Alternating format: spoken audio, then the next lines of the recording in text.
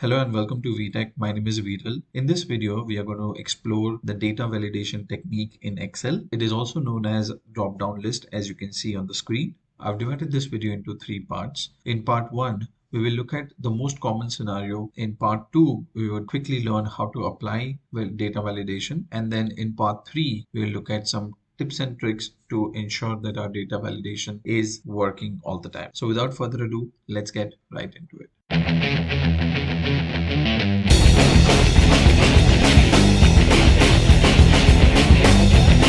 So let's assume that we have this data table given to us. We want to find out whether training is completed for all these new joiners as per their date of joining. Let's assume we are expecting to receive an update from team leaders on the completion of the training for all these advisors. They're expected, and you're expecting the team leaders to write either completed or pending in the column G, that is under training. Basis that, you have also prepared a pivot for yourself. So eventually you will get to see how many are completed and how many are pending in the pivot table, right?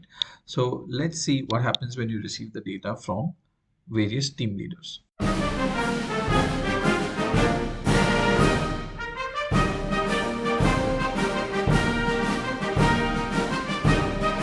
Wow.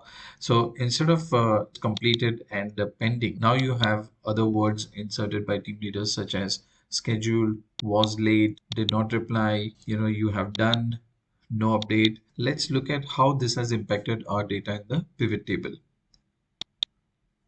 Wow. So in our pivot table, now instead of having just completed and pending, we have some other parameters which are scheduled, was late, did not reply, and likewise. So this doesn't really give us a clear picture in terms of how many have completed and how many are pending. So I could have avoided this by inserting validation to my Excel sheet before sharing it with the team leaders. Now that's what we're going to learn, how to insert a validation in cells. Right, so in order to insert validation, I would first of all, let me clear this out. Okay, now I'll make a selection of the cells where I want the validation to appear. And also notice that I have created my list here. So these are the words that I would want to be part of my selection drop-down list. So that's completed and pending. If I have more words, I can type them, here. But for the moment, I just want to leave it up to 2 words, right?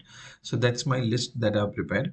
Now, in order to apply validation, I will select all the cells where I want the validation to happen. I can either drag the mouse and select all these cells, or I can apply the validation for the entire column G. So it goes all the way up to the last row, right?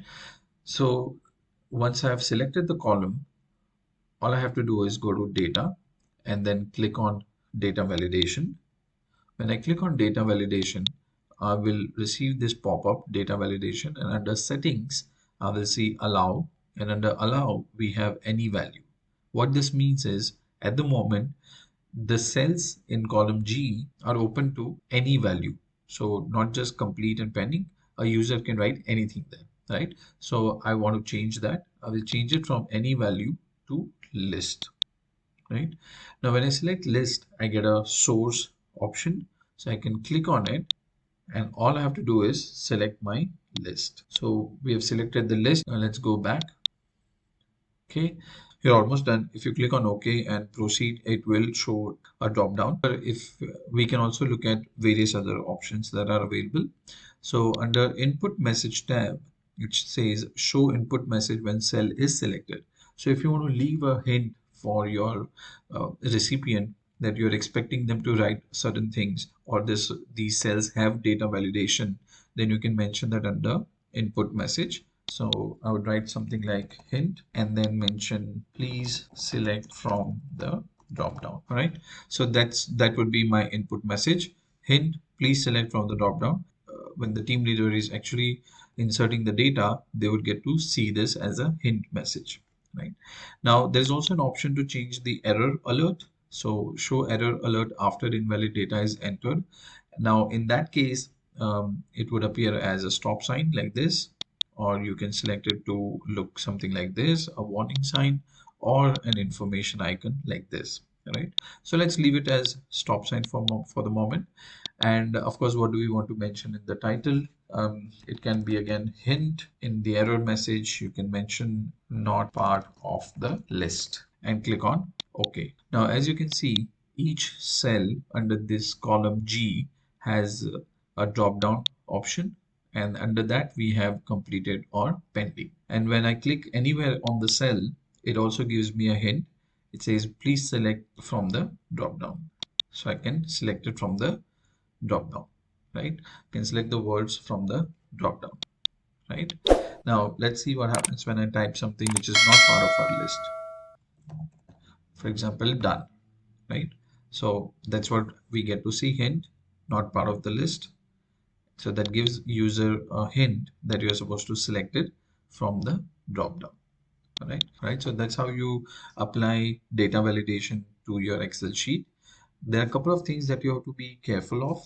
One of them is, as you must have noticed, that our list is mentioned here.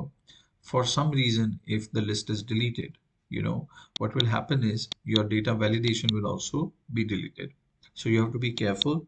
What I would typically do is, I would type the words or create my list way back at the end of, the list, or at a far away column, so that users don't by mistake type anything there.